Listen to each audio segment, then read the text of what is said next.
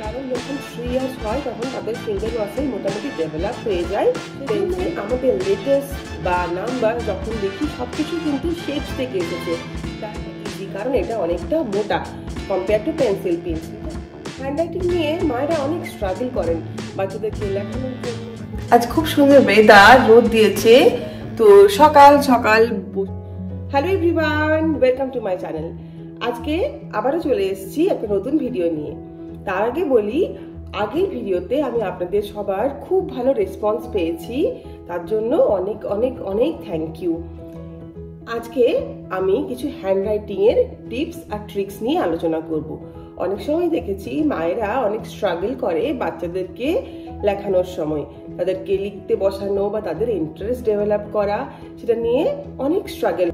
তাই আজকে আমি সেই স্ট্রাগল যাতে না করতে হয় তার জন্য কিছু টিপস আর ট্রিক্স নিয়ে চলে এসেছি।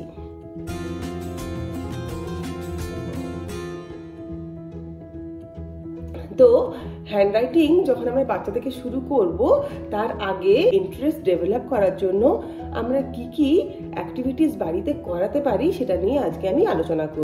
এমন অনেক জিনিস বাড়িতে থাকে সেটা হয়তো আমরা জানি না যে এটা দিয়ে বাড়িতেই বাচ্চাদেরকে যদি কিছু আমি অ্যাক্টিভিটি করাই তাহলে তাদের অনেকটা স্কিল ডেভেলপ হবে হ্যান্ডরাইটিং এর ওপরে, আর হ্যান্ডরাইটিংটাও তাদের কাছে অনেকটা ইজি মনে হবে।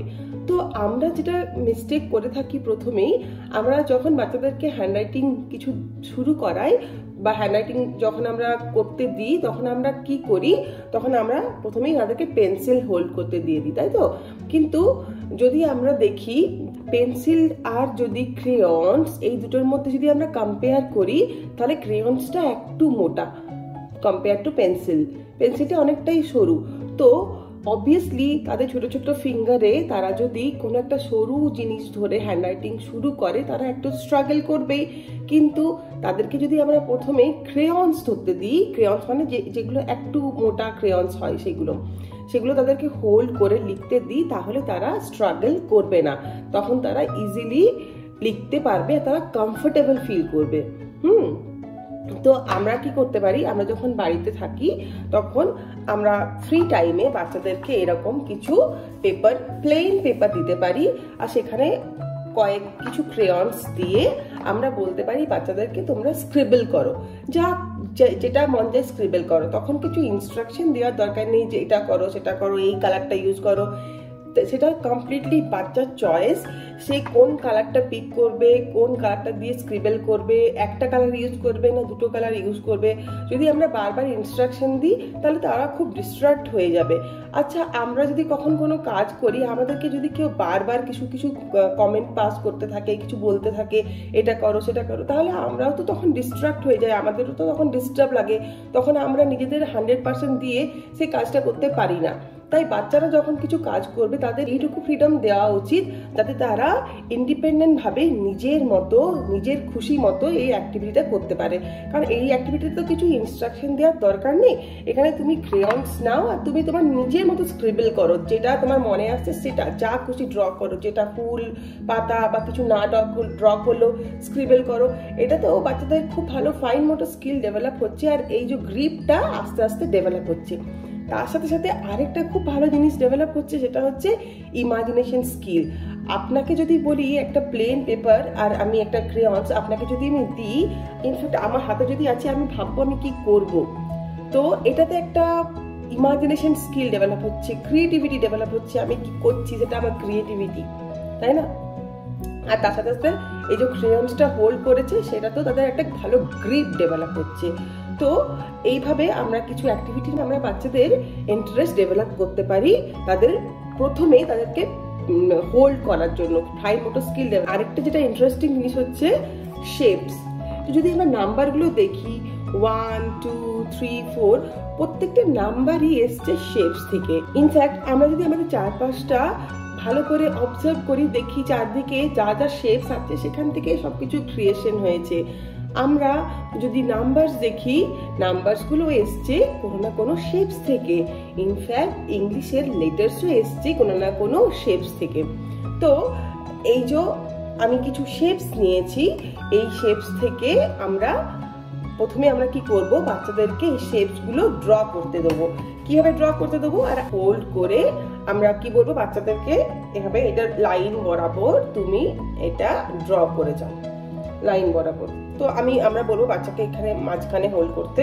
এখানে আমার দেখাতে একটু অসুবিধা হচ্ছে, কিন্তু যখন এটা নিচে লিখবে, নিচে রেখে, তখন এটা অতটা স্ট্রাগল করবে না করার জন্য। তো এইভাবে আমরা বলবো।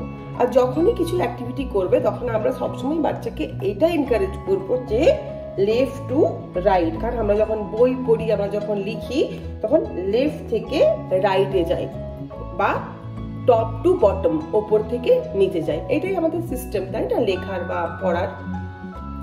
আর যদি এই কনসেপ্টটা আমরা বাচ্চাদেরকে ডেভেলপ না করি, আমরা যদি এই জিনিসটা বাচ্চাদেরকে না বলি, যে এই ইনস্ট্রাকশনটা না দিই যে তুমি যখন শুরু করছো সবসময় লেফট থেকে রাইটে, টপ টু বটম এইভাবে যাও, তাহলে যদি না করি, তাহলে বাচ্চারা কি করে, অনেক সময় না মিরর ইমেজে লিখে, 6টা এইভাবে না লিখে 6টা এইভাবে লিখে।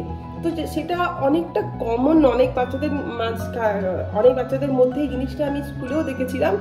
তো till the age of 3 to 5 years এটা স্টিল ওকে, তারপরেও যদি কন্টিনিউ করছে তখন এটা ওকে না, তখন এটা একটা চিন্তার বিষয় যে এভাবে মিরর ইমেজে কেন লিখছে।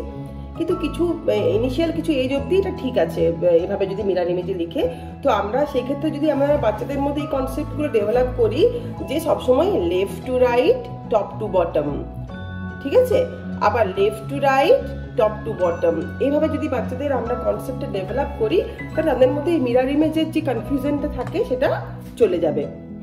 আর হ্যাঁ, আমি যেটা বললাম যে শেপসটা কেন আমরা ট্রেস করতে বলবো, কারণ আমাদের চারিপাশে যাই দেখি শুধু শেপস আর শেপস আছে, শেপস ছাড়া কিন্তু কিছুই নেই, শেপস ছাড়া কোনো স্ট্রাকচারই নেই। আর যদি আমরা লেটার্স বা নাম্বারস দেখি, সেগুলো সব শেপস থেকে এসছে। যেমন যদি আমরা 1 দেখি, যখন বাচ্চা ট্রেস করছে তাহলে তারা 1 লিখতে শিখছে। আবার সার্কেল, স্কোয়ারের সাথে সাথে আমরা সার্কেলও ট্রেস করার জন্য বলবো, ট্রায়াঙ্গেলও ট্রেস করার জন্য বলবো, বা রেক্টাঙ্গেলও ট্রেস করার জন্য বলবো, সেম ভাবে যেভাবে আমি এইখানে দেখালাম। তো আবার যখন 2 লিখছে, তখনও 2 লিখছে, সেটাও কিন্তু এসছে সার্কেল আর স্কোয়ার থেকে বলতে পারি। তো এইভাবে কার্ভ, এইরকম। আবার যখন 3 লিখছে, সেটাও কিন্তু এসছে সার্কেল থেকে, কার্ভ, another curve, সেটাও এসছে সার্কেল থেকে। আবার যখন 4 লিখছে, সেটাও এসছে স্কোয়ার থেকে, standing line, sleeping line, another standing line. Same 5ও এই যে sleeping line, standing line, curve, 5। 6ও এসছে সার্কেল থেকে, 7 এসছে ট্রায়াঙ্গেল থেকে, ঠিক আছে। তো আমরা শেপস যখন দেবো তখন সার্কেলও যেমন দেবো, আবার স্কোয়ারে দেবো, ট্রায়াঙ্গেল দেবো, রেক্টাঙ্গেল দেবো, এইসব শেপসগুলো আমরা একসাথে বাচ্চাদেরকে দেবো। তো স্লিপিং লাইন, স্ল্যান্টিং লাইন, তো এভাবে। আবার এইটা এসছে কার্ভ থেকে, দিকে সেম 9 আর 10ও। তো এইভাবে আমরা যদি বাচ্চাদেরকে ইনিশিয়ালি বাড়িতেই, যখন বাচ্চারা খেলবে বা কিছু না কিছু অ্যাক্টিভিটি করবে বা প্যারেন্টসের সাথে টাইম স্পেন্ড করবে, সেই সময় এইভাবে যদি ছোট ছোট অ্যাক্টিভিটিস আমরা বাচ্চাদেরকে দিয়ে থাকি, তাহলে তাদের মধ্যে অটোমেটিক্যালি সেন্সটা ডেভেলপ হচ্ছে যে কিভাবে পেন্সিল হোল্ড করতে হয়, কিভাবে ক্রেয়ন্স হোল্ড করতে হয়, বা কিভাবে রাইটিং করতে হয়। এই সেন্স যদি আমরা ডেভেলপ করে নিই, তাহলে তারা কোনো দিনই স্ট্রাগল করবে না রাইটিং করার জন্য। তো আজকের ভিডিও কেমন লাগলো সেটা আমাকে প্লিজ কমেন্ট করে জানান। যদি ভালো লেগে থাকে তাহলে প্লিজ একটা লাইক করে দেবেন, এটা আমাকে খুব এনকারেজ করে আবার নতুন কিছু কনসেপ্ট নিয়ে আসার জন্য, নতুন ভিডিও বানানোর জন্য। তাহলে খুব তাড়াতাড়ি দেখা হচ্ছে আবার একটা নতুন ভিডিওতে। আজকের মতো এখানে টাটা।